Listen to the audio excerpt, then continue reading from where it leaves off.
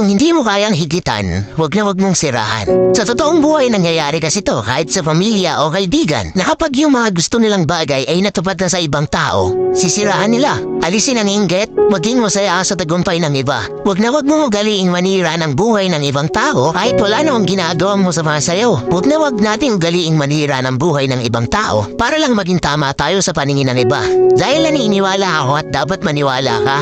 Kapag masaya ka sa achievements ng buhay ng iba, hindi magiging malabo na matupad mo rin yung mga bagay na gusto mo. Kaya alisin ang inggit, isa yan sa mga toxic na ugali na hindi dapat iniugali. Keep safe and God bless.